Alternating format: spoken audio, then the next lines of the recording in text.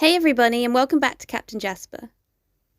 Today I'm doing a part 2 of common illnesses in rabbits.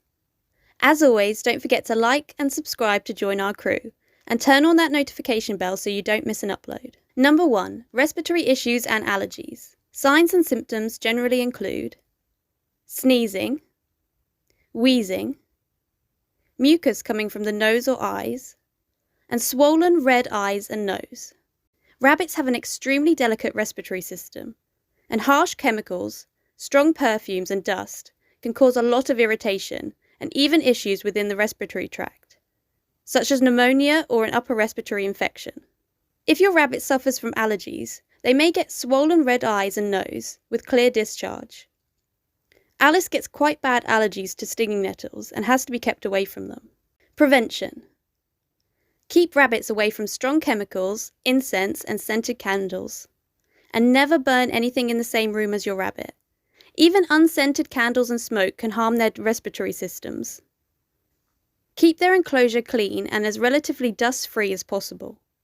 Change their litter trays regularly, as a build-up of ammonia can really harm their respiratory system too. If, like Alice, your bunny is allergic to anything, remove the item, and keeping your rabbit indoors can help massively too. Alice gets bad allergies to stinging nettles, especially when they start producing seeds. We try to ensure all stinging nettles are removed from the garden before letting him out to play. Cures. If you suspect your bunny has a respiratory infection, take them to a rabbit-savvy vet, as they will require a course of antibiotics and possibly pain medication.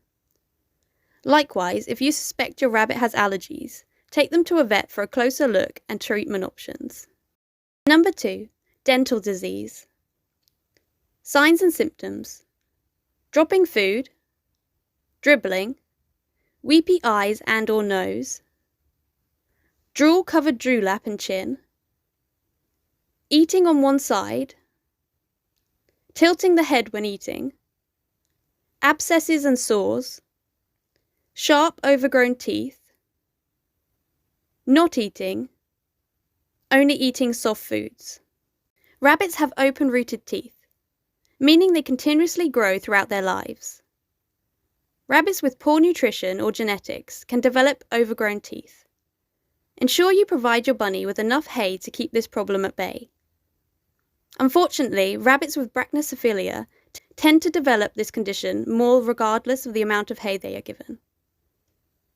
This is due to their skulls being too small to fit their teeth in properly.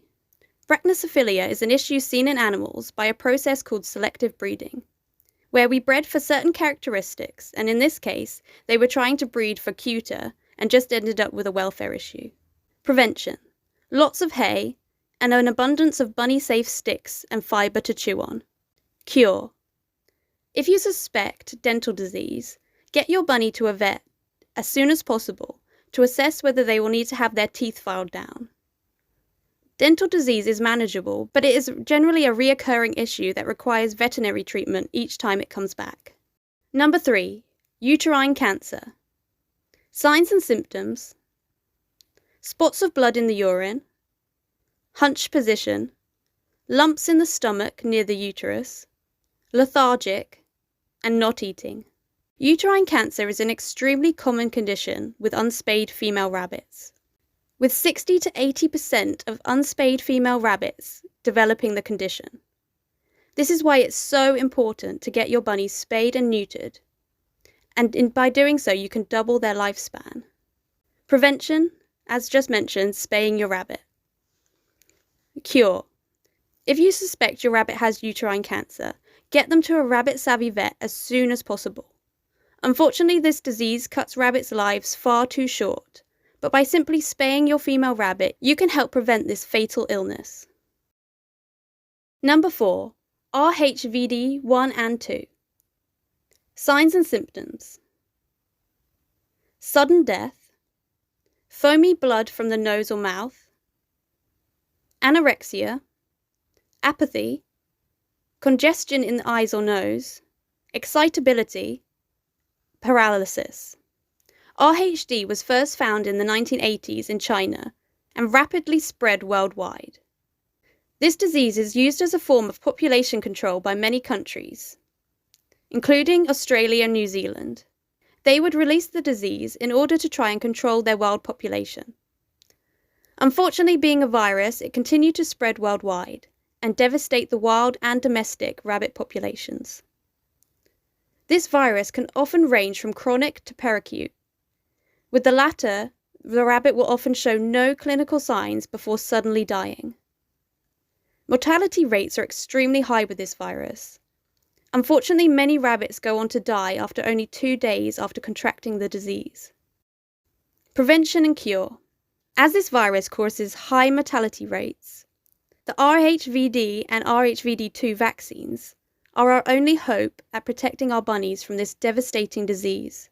I remember back in 2017, when the boys were born, cases for the RHVD2 around my area were skyrocketing, and the boys weren't old enough to be vaccinated yet. Luckily, they managed to get the vaccine at 10 weeks old, and the cases for the RHVD1 and 2 have gone down in my area, but it is still something I ensure to get boosters for each year. Number 5. Myxomatosis. Symptoms include inflamed red eyes, ulcers, discharge from the nose and eyes, blindness caused by the swelling of the eyes, respiratory issues, lethargy, and loss of appetite. Myxomatosis is a viral disease that is often fatal. In many countries, it has been used as a way of population control, just like the previous virus. Unfortunately, as it is a virus, it spread to other countries. It first reached the UK in the 1950s and almost wiped out the UK wild rabbit population. The acute form has the ability to kill a rabbit within 10 days, and the chronic form within 2 weeks. Only vaccinated rabbits have a chance of survival, but even with the vaccine, this disease can be fatal. But by having the vaccine, it will really help give your bun a fighting chance if they ever develop myxomatosis. Myxomatosis is often transmitted between rabbits by blood-sucking insects, such as fleas and ticks. It can also be passed through direct transmission, even through our clothes if we have ever had contact with an infected bun and then go and cuddle another. Cure and prevention. The vaccine is the only way to give your bunny protection against this nasty disease. Some countries unfortunately prohibit this vaccine and the RHVD1 and 2 as well. If this is the case for you and your bunny, keeping them inside and ensuring their parasite protection meds are up to date can really help protect your bunnies from contracting the virus as well. Before we finish, I just want to say a big happy birthday to my sister Emily. I hope you have a lovely day and I love you so much. Thank you all so much for watching and we'll see you next time.